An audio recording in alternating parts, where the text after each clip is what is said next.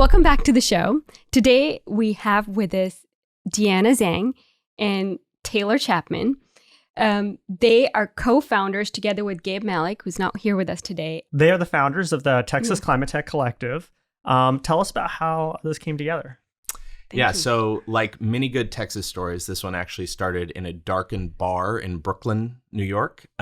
So a little over a year ago, I was introduced to our co-founder, Gabe Malick, by mutual friends in the New York City climate ecosystem. So I was then working as a venture capitalist in Brooklyn, but had already decided to move to my hometown of Houston.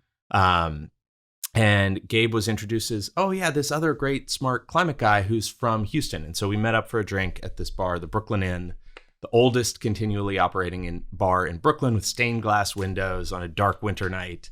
And we, got on like a house on fire, but we also found out that not only had we gone to the same undergrad, we had been at the same residential college in undergrad, and we'd gone to the same Houston high school. So on paper, we had a lot of things in common.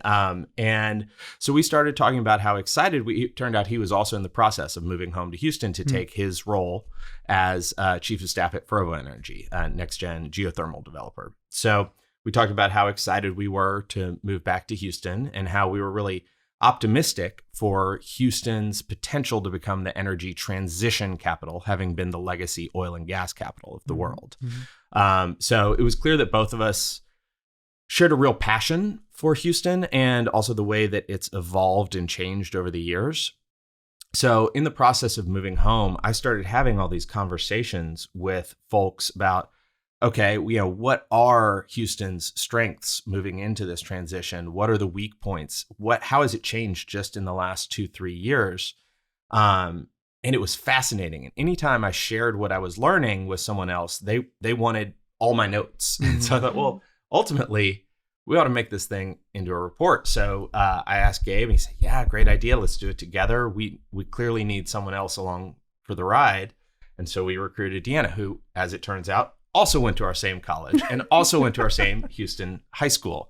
So it's sort of a bizarre constellation of coincidences, but we had a great time with it. And we ran an actual survey to accumulate the data for this report. How do founders feel about the ecosystem? How is it changing? What do they need? What do they want more of? And so we released it in November, and we needed sort of a name for our little collective and group. And so we called ourselves the Texas Climatetech Collective, and here we are. The rest is history. Recent history. Recent history, yeah. Yeah, good. And I guess let's double click on what's really driving you back home, I guess, to start, Taylor. In my case, a lot of it is personal. My kids are growing up. I want them to be around their grandma and their cousins. But even when I was living in New York, I stayed pretty involved in Houston. And there was a delegation led by Mayor Turner maybe 5 years ago to New York to meet with New York-based VCs and startups to understand what it would take to develop a better innovation ecosystem down here. And so I was part of that dinner. I have been any New York person will tell you I'm a big booster of Houston and have been for a long time. So I've always planned on moving back, and I'd always kept my hand in for that reason. But yeah, a lot of it's family. I also just love the city. It's I think a really undersung, especially natural place. The bayous and the wildlife are pretty amazing once you get past all the strip malls.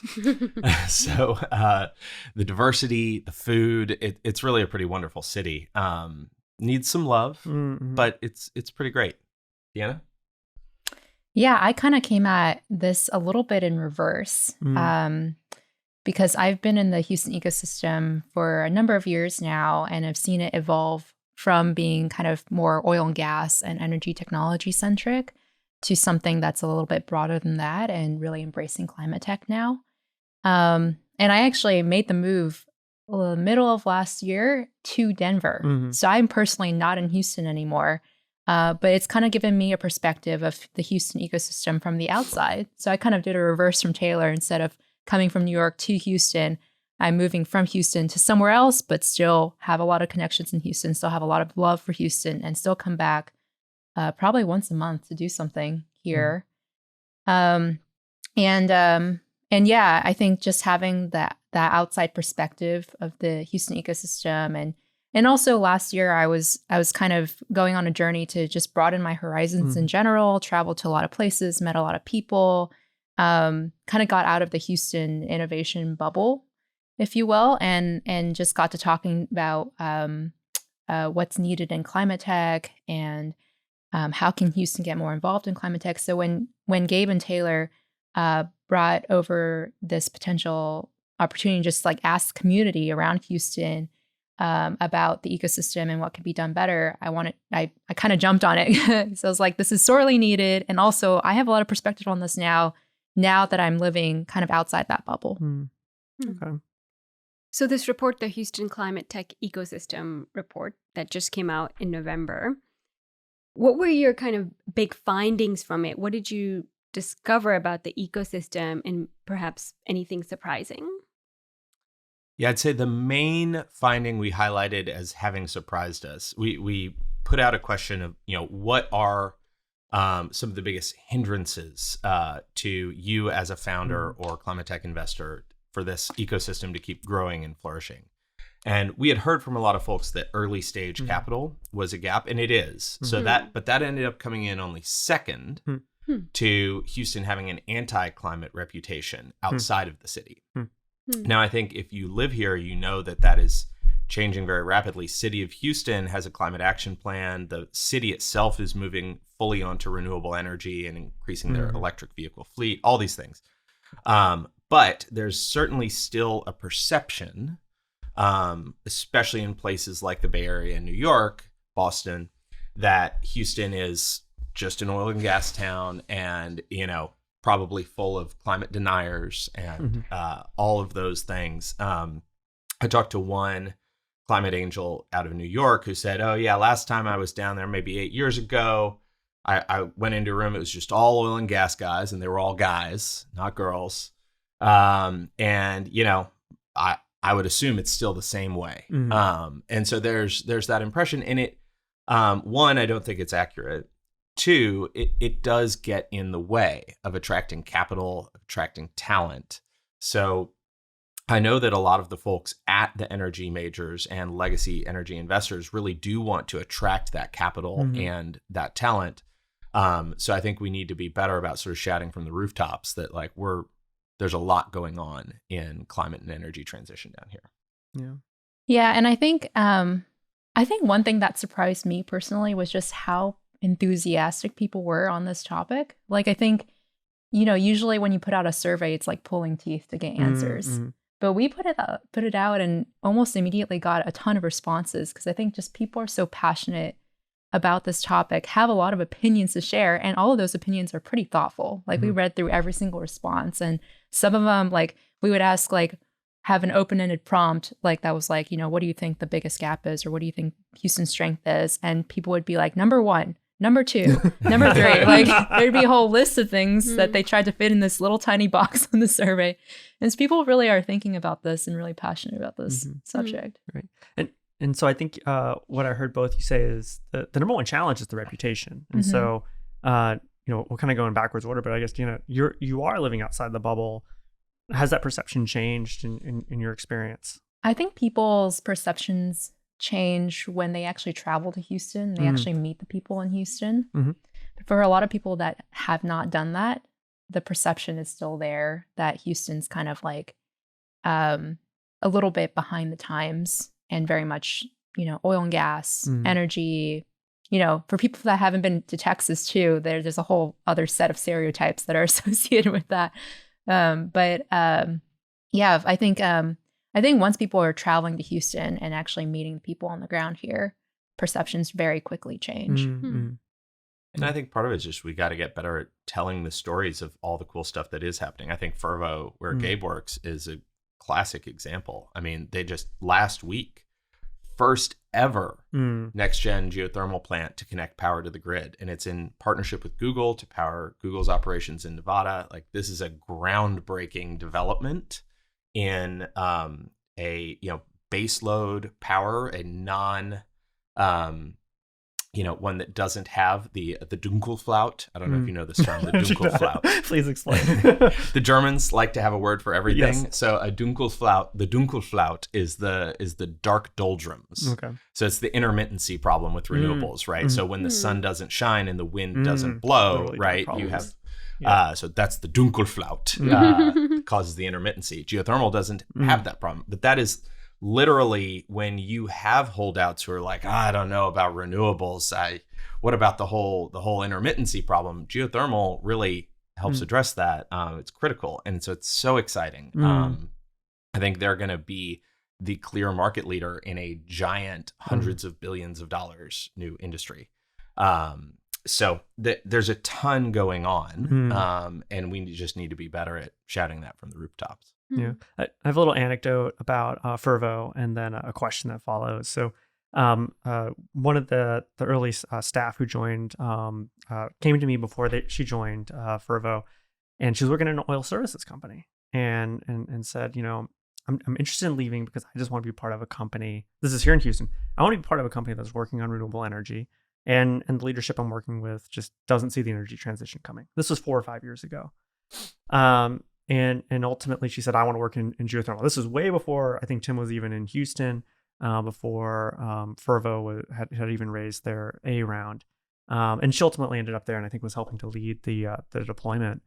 And I guess my question here is, like, that's clearly, it seems like a generational difference maybe in who's climate focused. Do you think that is generational, or is that a difference in just the way people in Houston are?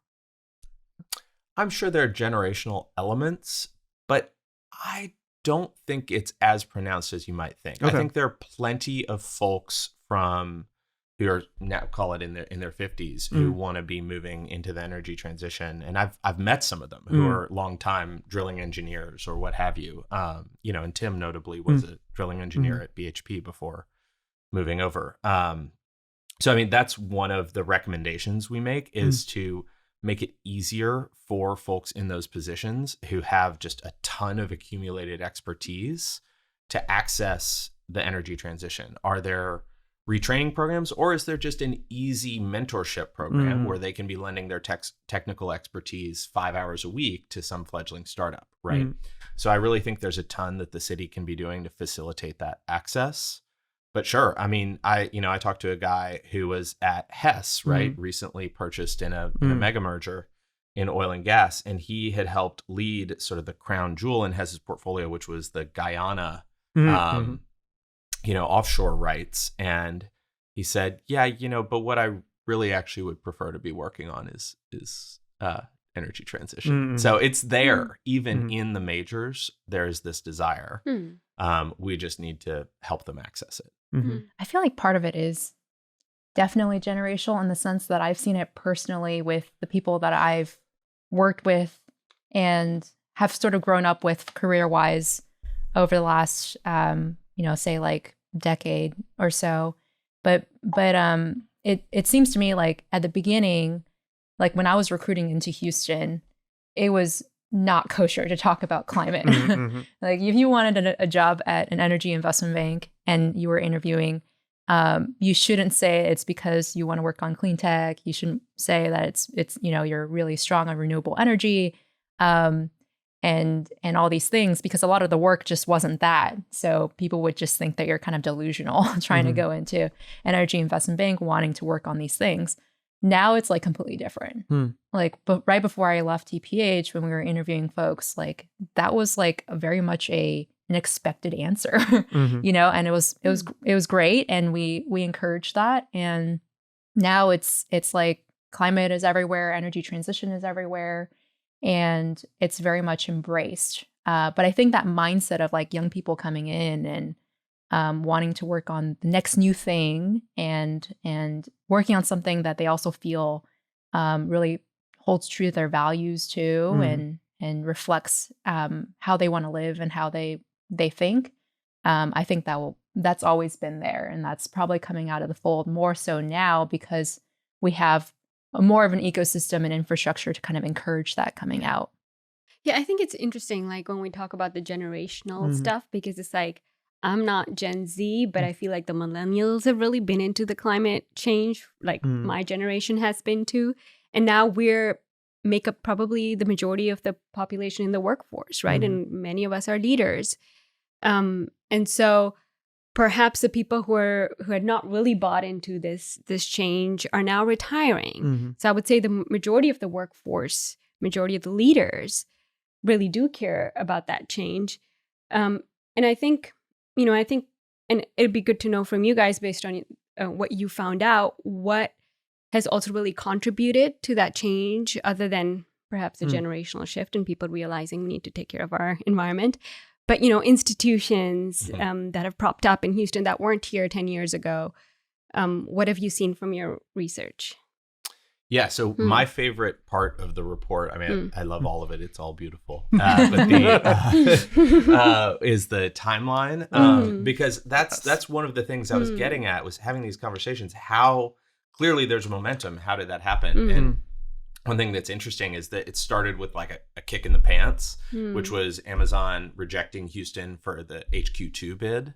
I mean, they didn't end up really building the HQ2 anywhere. They split it among New York and DC and didn't really end up doing what they said they would do. But they said when they rejected Houston, it's because there's not enough of a startup and innovation ecosystem. And that hearing that from a big, highly profitable corporate made even the very private sector focused folks at civic institutions down here sit up and take note. So there was then the launch of Houston, the HX Venture Fund, which has helped draw some coastal VC attention to Houston. But I think the biggest development has been the build out of the Ion District, which is, with both the Ion and Greentown Labs, is having like a really geographic nexus. And that's only happened in the past 3 years. That's right. Right? Yeah. Yep. But now you go and, you have the green energy procurement wing of Microsoft officing in the Ion. You have dozens of green energy or climate tech startups officing in Greentown Labs next door. And folks literally walk between the two for lunch and events. It makes a huge difference, those collisions. Like if you ever read about the way Apple and Pixar design their offices, it's all about facilitating these creative collisions, and it makes a huge difference. So that I think has been one of the biggest positive developments, is having that actual physical nexus. Yeah. And I think legacy institutions too, like Rice, have pivoted a lot to having more of a clean energy and climate tech focus. We were just talking about Sarah Week Agora, right? Like I think the agenda has changed a lot since those first few Agora conferences. So I think just the legacy institutions have kind of overturned and are focused a lot more on energy transition and climate tech. There are a lot of new institutions coming in, establishing themselves here. Activate's another one that's here now. So just a ton of momentum. Yeah. And I'm just curious, based on what you were saying, because every city's kind of different. It has its own kind of structures. Like if you look at New York, it's very dense. Things are very close by, whereas Houston's very spread out. Have you kind of thought about how that's going to play a role in building that ecosystem? You said, yes, Greentown Labs and Ion are there in downtown, but that's it, right? And there are lots of different hubs in the city that are kind of distributed. Yeah.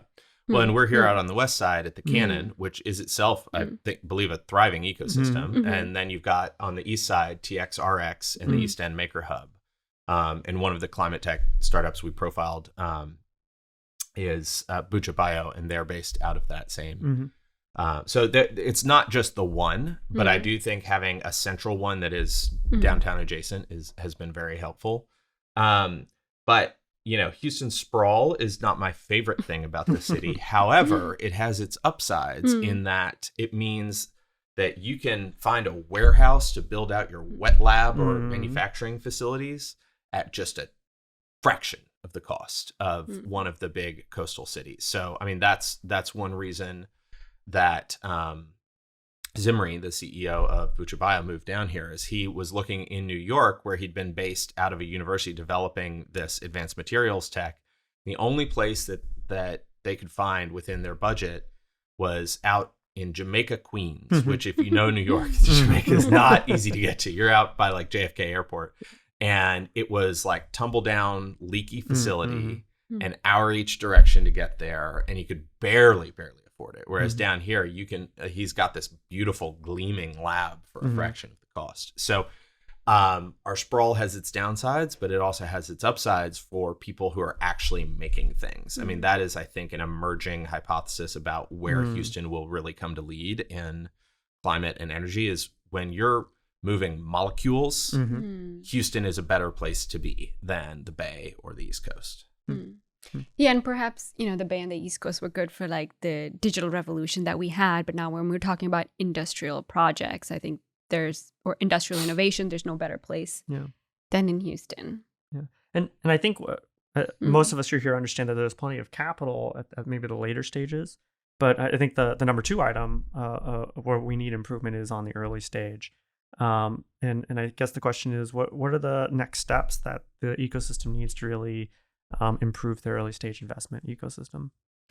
Yeah, I mean, we have some early stage in the sense that we've had CVCs here for forever. And they used to only really invest at like kind of a Series A level, but now they're moving back to seed. So they're going earlier. We also have groups like SCF Partners and CSL that started out as private equity only groups and now have their own venture groups. So I think more of that needs to happen, where people are moving a little bit earlier to fill that kind of early stage seed Series A gap that's still present in this ecosystem. I think also a big part of it is getting more capital here physically. So not necessarily, not even just, raising capital here and having it headquartered here, but let's have capital that visits here or that has an office here. Let's have capital that goes to events here. Like, capital just needs to be kind of physically here with more frequency than it has been before. And so I think that's probably the most straightforward thing, is just to get more VCs to actually have Houston as a destination when they're doing their, road shows to go visit companies, or when they're going to go raise capital from potential LPs. They're actually like having Houston as a stop, because traditionally that just hasn't been the case. Yeah, and it's starting to be. I mean, I've talked to a number of climate VCs from the coast who are now coming down here for both meeting companies and meeting LPs. But I think we could do more to have sort of a designated starting point for that, for on both the VC side and the startups who are considering relocation, right? I've talked to folks who say, well, yeah, in Austin, you land in Austin and you go to Capital Factory and they give you kind of the roadshow, and there's a collection point. And we're starting to get there with, Greentown or Hetty, but there's not really that one point of entry the way there is in some ecosystems. So I do think that's one concrete step we could take. Yeah. And maybe the other step is a little bit out of our control. So CART is kind of one of the big companies that is in software that's kind of leading the way for Houston unicorns. And I think nothing creates interest in deals like a deal that pays out really well, right? And at the end of the day, we haven't had a big exit for the Houston ecosystem.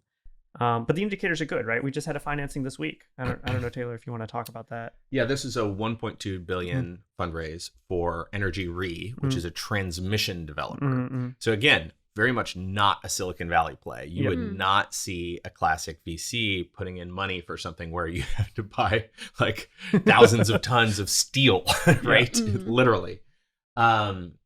But this is a fast follow announcement on the 1.3 billion that was committed to Michael Skelly's Grid United a couple of weeks ago from the Department of Energy. And that was a capacity pre-purchase as opposed to an equity injection. But $1.3 billion, a lot of money.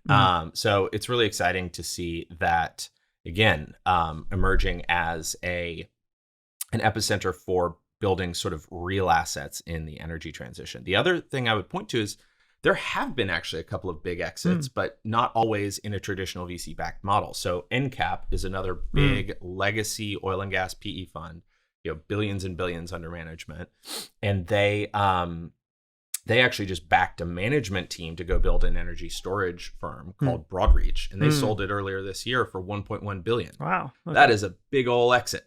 Right. But because it wasn't your traditional, we're going to announce it in strictly VC and TechCrunch every time we raise a new tranche of $10 million, maybe that's not on the radar of VCs, but that is a big exit. Yeah. Well, so it poses two questions. One, there's always the problem of Houston marketing itself. But second, does it kind of challenge the question that VC works for Climatetech? Because these other opportunities are traditional private equity. Does VC solve the problem, I guess is the question. Yeah, I mean, I think it's all about how you define the term, right? I think if anyone wants to read up on this, Sophie Purdom at CTVC and Planeteer Capital has like really in-depth thoughts on the climate capital stack and all the different kinds of financing mechanisms that you can bring into play. She just did one about how insurance is the sweet icing on the top of the layer cake that is climate financing. So really, if you want to go deep on this, go read Sophie's stuff, or Deanna, who is building out a real specialty in first of its kind financing. So I'll defer to her on this, but in general, I think there are a lot of ways to skin the cat of raising equity. And sure, it may not be the traditional like Bessemer, Kleiner, Perkins model of VC, but there are a lot of ways that folks can make a good return. Yeah, and I think we're already seeing kind of like different models of VC playing out. Like, I don't think it's necessarily, like we're already like creatively structuring around VC. In the early stages, we've had innovations like Saves that have come out of the woodwork and changed VC, right? I think when you're going to the later stages, people are looking at more, milestone-based deals, like more tranching, like just a little bit more structure. And that I wouldn't even consider, traditional VC. I would consider that new VC. So a lot of that can solve a lot of the problems with using VC for climate tech, which is to say that it is usually very expensive to use VC for climate tech at the early stages. But I think if you are open to structuring and open to a little bit more creativity in the structure, then it is very possible to have a structure that uses VC as a sort of a win-win vehicle for both the founder and the VC. So I never raised institutional VC. I only know how to raise like seed rounds and manage seed investors. But one of the things I found working with some angels is they have a certain mindset, and it doesn't necessarily mean they appreciate their position in the capital stack. And I could see VCs who are very used to software not understanding how they have to work with maybe these other tools. Is there an education gap here where we have to kind of explain case studies and investment structures, which that might be a whole MBA in itself? I mean, and it's unprecedented, right? Okay. Yeah. There really isn't a set of case studies, I think. So I recently went to Europe maybe 2 months ago to attend an event called the Climate Brick, which was an effort by EQT Ventures and Contrarian Ventures and McKinsey to actually put together the building blocks for climate. And so to create these case studies and this like common like language around pathways so that we can actually talk about, what does a successful climate tech startup look like at XYZ stage. And it's unprecedented. Like, I think there's still a lot of work to be done because there hasn't necessarily been a million exits, right? We're just starting to put all of this together. So I think it's an education gap for everybody. But yeah, I think what can be done to I think improve the language around this is to just keep sharing, keep everyone updated on what exactly people are doing right, what's actually working, what are the successful exits. And so it is a little bit of an education gap, but it's an education gap for everybody. And do you think we also need to change the way we think about returns? Like So VCs traditionally have been over the past maybe a decade or two used to very high returns because it's mostly been within the software space, right? But when you really go into industrial projects, first of a kind, capital intensive projects, are there VCs that are willing to invest for lower returns?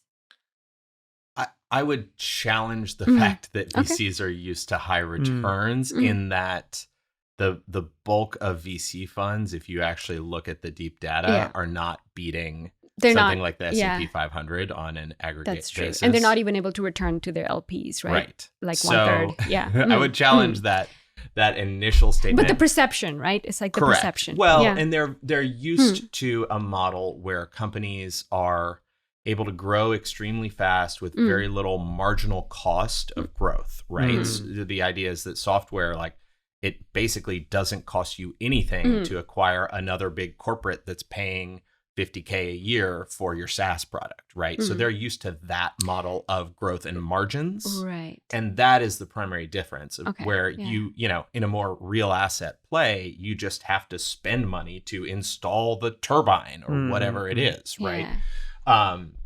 And so again, like, I don't know. I think that sometimes I think part of it is the way that the media treats venture capital as sort of like the sexiest and most prominent, but it's actually a tiny fraction of the actual activity in investing and growing businesses and making money via businesses. It's just the one that gets sort of the splashiest news headlines. Again, like Broadreach, that's a big old unicorn liquid exit. Got no treatment in the sort of like startup press. Right. So I think a lot of that is media narrative stuff, rather than it is reality. Yeah. And I think that's, sorry, just to kind of finish that thought, but that's really, I think Houston can play a big role in, is changing that narrative and showing how you build investment institutions around Climatetech. No, I was wondering, is this because a lot of maybe the media plays in there, because a lot of this is just we're doing B2B sales, and the ticket size on a lot of these things are $100,000 to a few $1 million. You don't go to you don't need to go to TechCrunch to meet your customer. You go to CERAWeek or OTC. The media coverage is almost incidental to the booth you buy, right? Right. And that's a really good point. So the question is, like, are we just kind of stuck in this loop of being in a very siloed market in some ways? Yeah, I think that's the case with, I mean, you can generalize that to all B2B, but there are definitely B2B businesses. Like, there are definitely B2B businesses in the tech world and software that get championed, like SaaS or SAP, like all these like big like B2B types of enterprise software businesses are big wins in Silicon Valley, right? And when it comes to, I think this sort of bubble, it's not only that it's just B2B, it's also B2B industrial. Like it's like super just niche, right? Like how many people talk about industrial things in sort of mainstream news? Right. It's getting more, it's getting there. Like, I think we're seeing more stories now come out about it. And it's becoming sexier. But it takes time for that to happen. Yep. Good. When we talk about, I guess, climate innovation excitement, right? How do you feel, or how do you see that excitement kind of showing itself within the community here? Yeah, I mean, I think, like I said, I was super surprised by how eager people were to fill out the survey and to talk about the stuff, and just generally to give us their thoughts and to tell us what they were excited about in the Houston ecosystem. I think I see more people at events now, and not just people in Houston, but people from outside of Houston too, because they have, a friend calling them or somebody saying like, you should go check out this event down in Houston. And I think that root that stems from the people in Houston, like going out and telling everybody all about all the great things that are happening in Houston.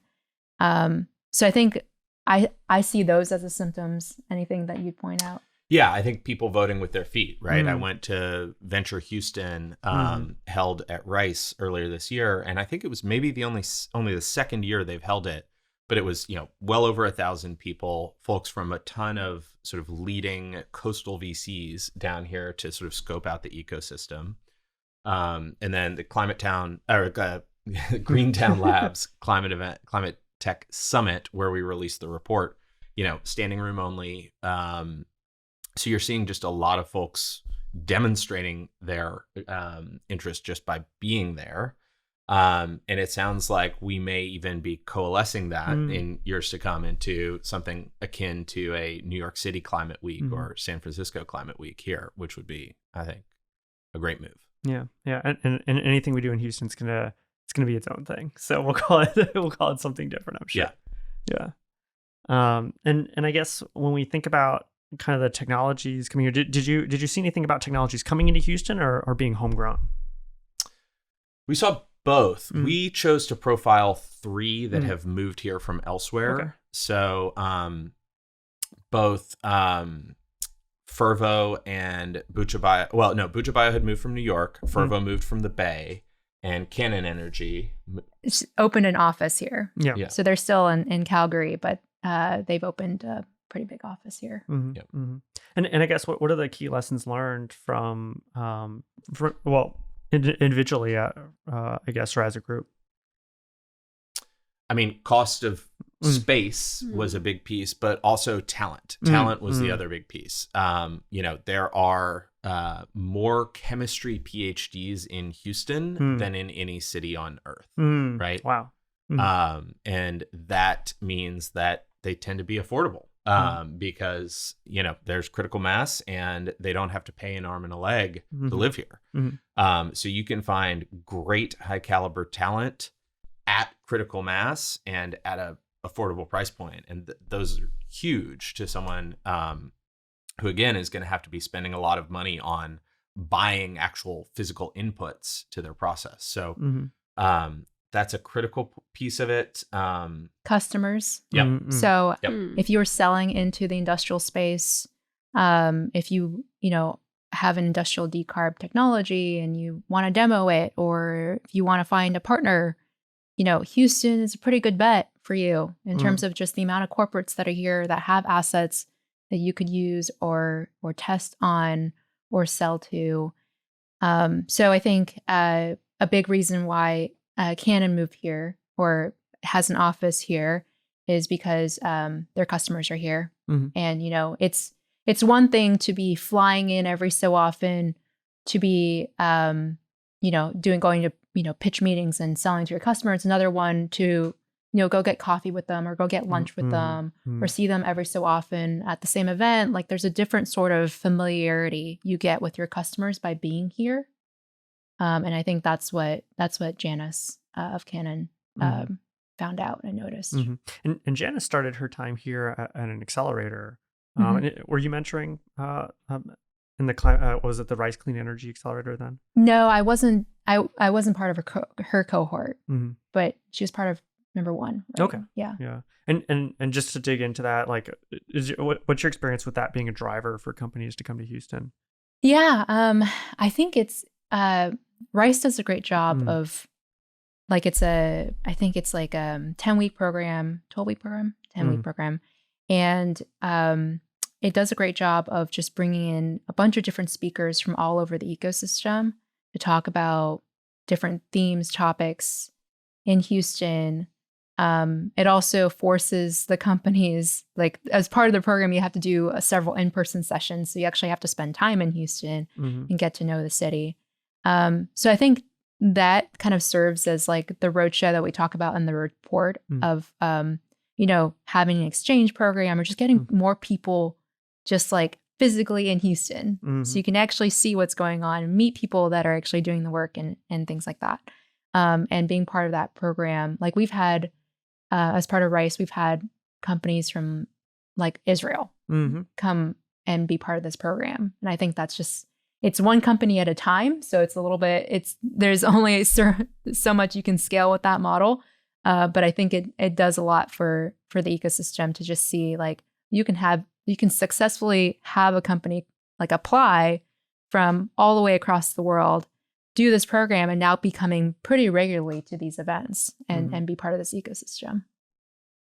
Mm-hmm. And do we find when like people are coming into Houston, there are unexpected quirks they have to pivot or adapt around with the Houston ecosystem? Transport is the big one we get. Like, do they know where to live even when they move to Houston? No. Is a question. Yeah, the Woodlands is not that far, right? No, right. There's a bus. Yeah. Oh my gosh. When I first moved to Houston, I was trying to get from, I forget where it was, point A to point B, and I looked at the bus system, and it was going to be like a 2-hour like transit with like a half-hour layover at one bus station. I got a car like the next week. That was that decision pretty quick. So the bike trails are getting better. They are. Yeah. The Bayou Greenways, I think, is like the single best piece of sort of livability infrastructure of the last 10 years. So huge thanks to the folks who made that happen. Good. Yeah, I was thinking there's also, the COP28 that's happening in Dubai right now. How do kind of big events like these can potentially impact what we do in other ecosystems? And like, do they actually have an impact on the startup ecosystem? I mean, totally. The commitments do, right? Assuming that they're actually followed through. The one that I've seen the most headlines on recently is around the aggressive methane rule that's being finalized.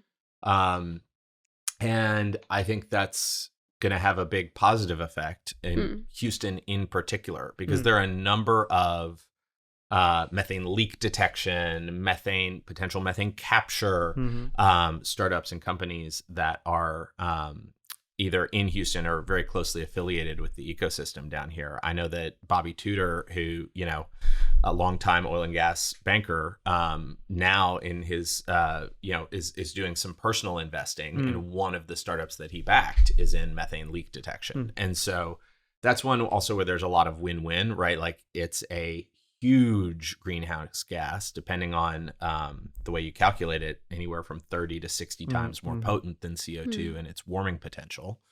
And it's also in the interest of existing energy players to be reducing these leaks, because while we are still consuming natural gas, that gives them more of it to sell. So it's very much in the interest of everyone involved. And to be clear, that methane being sold and then consumed is actually much, much better for the environment than if it were just leaked, right? We need to wean ourselves off of fossil fuels long term, but for now, leaked methane versus consumed methane is just no contest. I was also listening to another podcast this week, and the term came up, we need to defossilize the energy supply chain. That was kind of novel to me. But I think here in Houston, a lot of times we talk about decarbonization, and that's not necessarily the same thing as defossilization.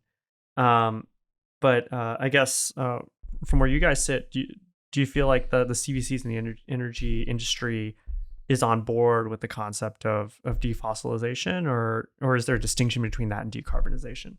Oh, interesting. And I'm asking you a word where it's like I'm throwing you a new term, so I understand if there's not a good answer. I bet they would love that distinction because that means they can keep. Decarbonization, I think, is used by many of the legacy players to say, "Oh, we can keep using fossils, but do things like CCS, carbon capture, to reduce their carbon impact, but still keep selling oil and gas," right? So they probably would not like defossilization nearly as much as they like decarbonization.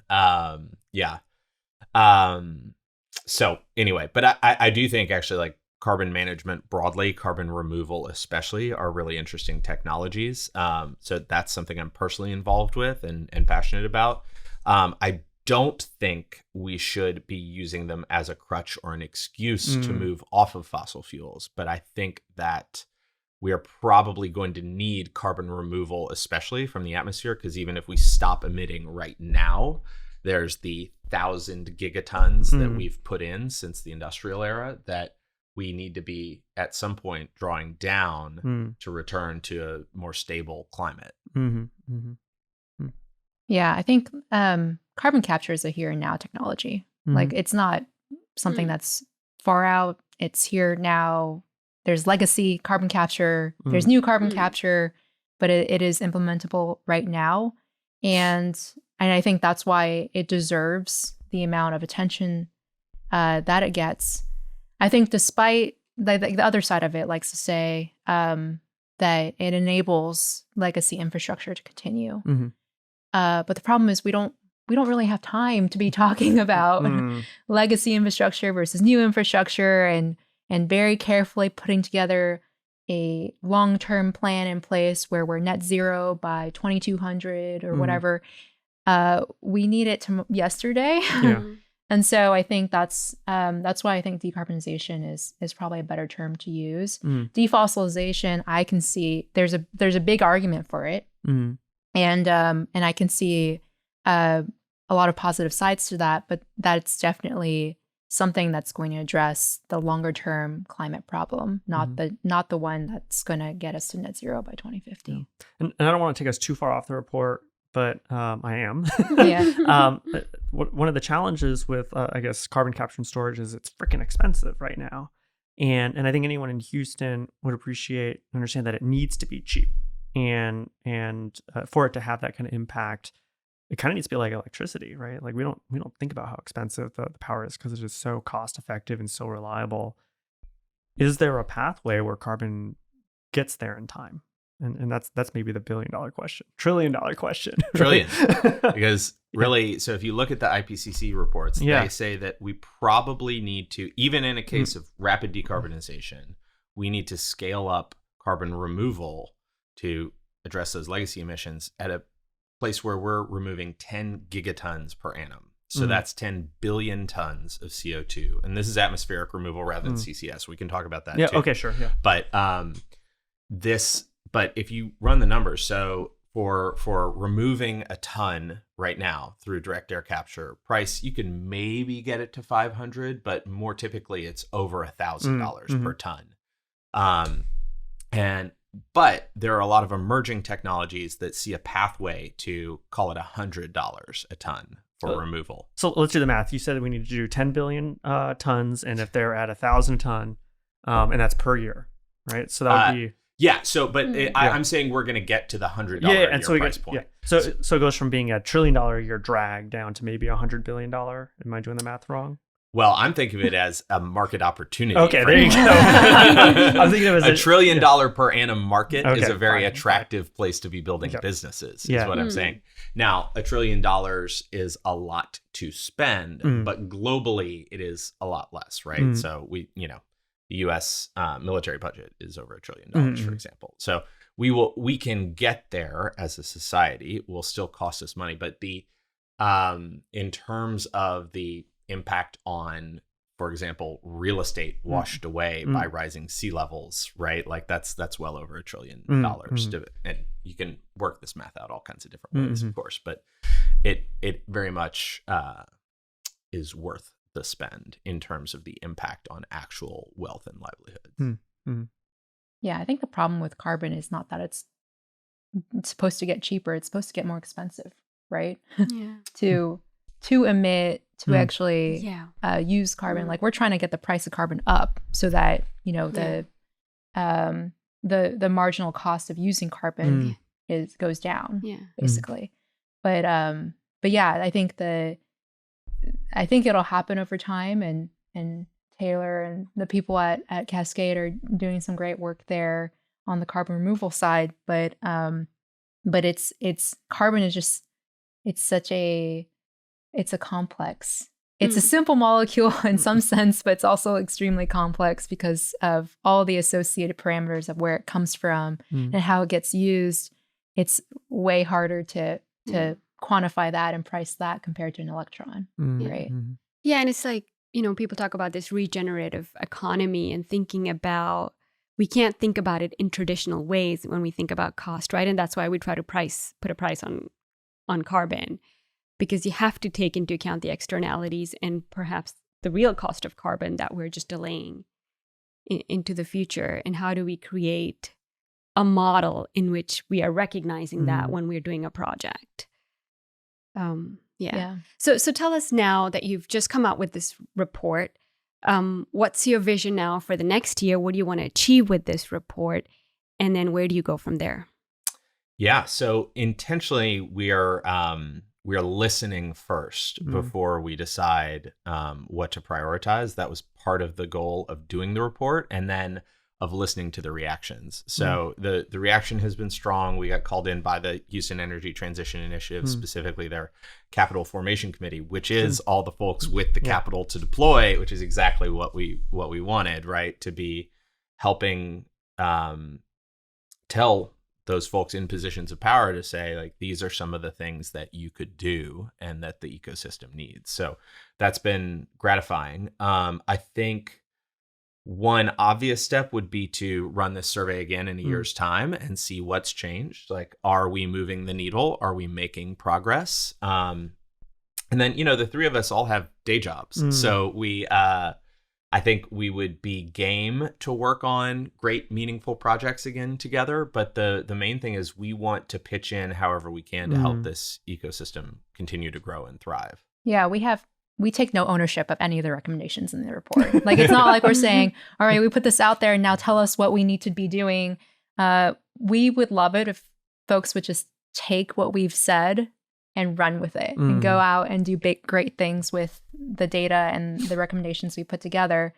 But if need be, I think we'll step in and help and bring people together that have come to us and say, this really resonates with me. And then maybe we can go and put that person together with another person that said the same thing and maybe help make that happen.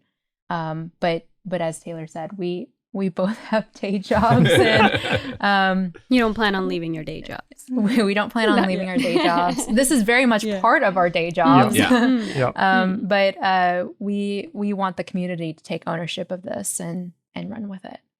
Yeah, and to that point, I mean, one of the reasons I loved working with Deanna and Gabe is they're both just very high energy, smart, capable people, but also they're warm and open and like wanting to be helpful people, which I think is true of all of us.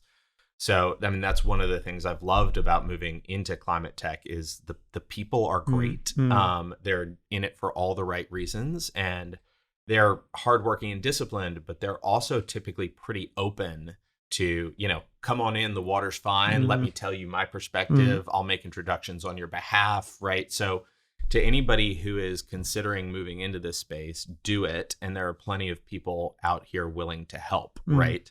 Tons of resources for folks interested in moving into Climatetech. I think Gabe, Deanna, and I are all pretty open to talking to folks exploring it themselves. So we need everyone in this industry, and is there opportunity. So come on in.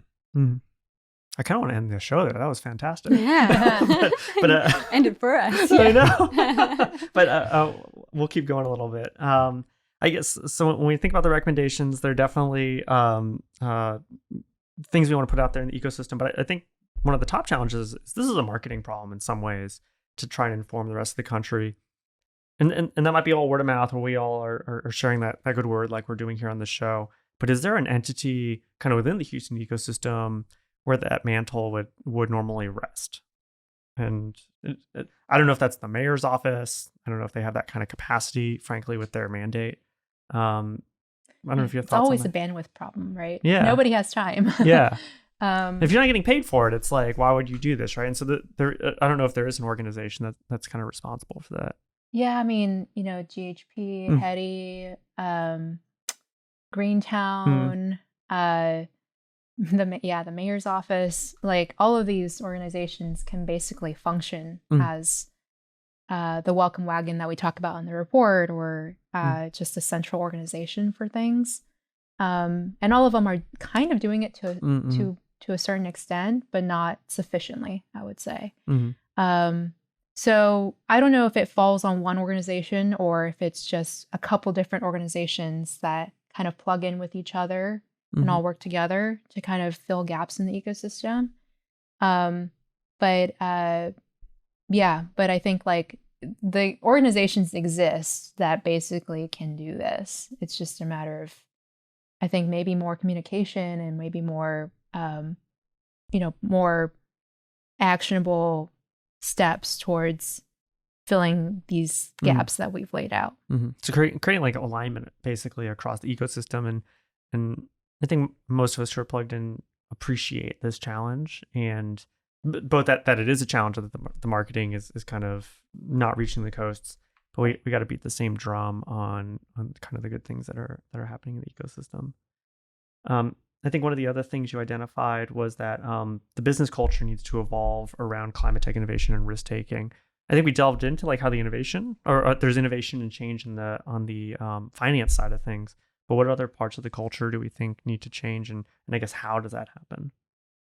Yeah, I mean, we talked a little bit already about like younger people or people in sort of like these legacy organizations wanting to go out and do something different, whether it's working for a company that more aligns with values or working, for themselves and taking a more entrepreneurial approach.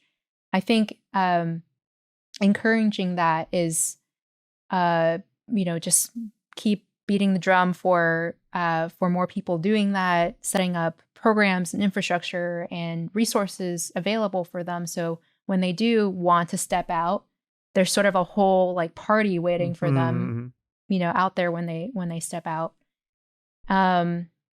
And I think like when it comes to what Houston can do in particular, I think there's so much development talent here that is just so entrenched organizationally in kind of these in the corporates or in roles maybe that aren't even calling themselves project management or development.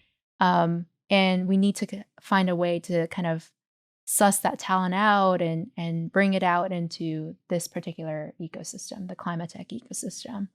And so I think for Houston in particular, it's encouraging that and creating channels for that to happen, whether it's programs or just whether it's word of mouth, some sort of support organization, something along those lines. Yeah.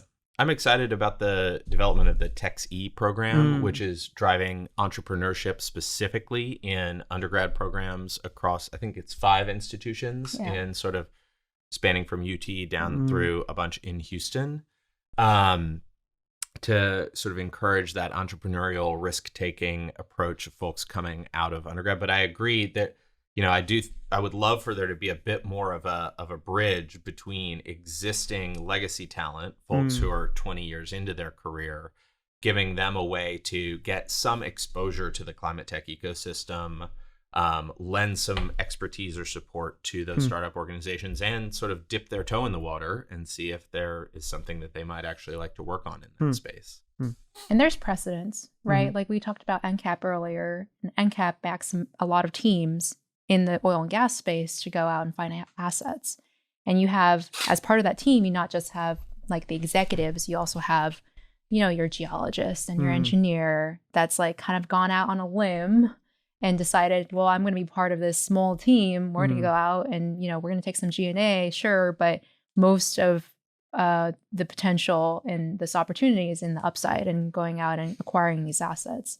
And there's a channel for that because there's been successful teams that have made a lot of money and been really successful doing that. And they see their peers doing that. They go out and want to do that. And so we need to do the same thing for, I think, the developers in climate tech in this ecosystem, and showcase that you can do this successfully. And that'll encourage more people, I think, to make that jump. Interesting. We're coming up on time. I want to ask a question of each of you that we didn't get to earlier. And we'll start with you, Taylor. What inspires you to be so focused on climate? Do you have a personal experience that really drives you? Yeah, I mean, I think the trigger that finally made me move into climate, which is something I've been flirting with for some time, was 2020. So I was living in New York. We were in COVID lockdown. we had our second child 6 weeks into lockdown, and it was just an insane experience. And spending so much time at home, I reflected a lot on what I was spending my time on in my career. And I've always been a mission-driven business person. I was in ed tech before, but I was spending a lot more time outdoors, thinking about the world that we would pass to our children. And that's when I decided to move full time. But it's interesting. We lost my dad a couple of years ago, and my mom actually digitized all the sort of letters and scrapbooks he had written me as a child. And one of the things he'd kept was a letter he had helped me write age 6 to Dannon, the yogurt company, when they switched from glass or cardboard to plastic yogurt containers. And I was incensed at age 6 because that plastic was going to end up in the ocean. I was mad. I wrote a letter to Dannon in my little chicken scrawl elementary school handwriting, and he kept it. So it's been there in the background for a long time. And I finally pulled the trigger and moved full time into it. What about you, Deanna? Yeah, similarly, I think it's always been in the back of my mind to kind of live with other people in mind. Like, I want to live for other people. Like, that's just like values wise, that's that kind of person I want to be.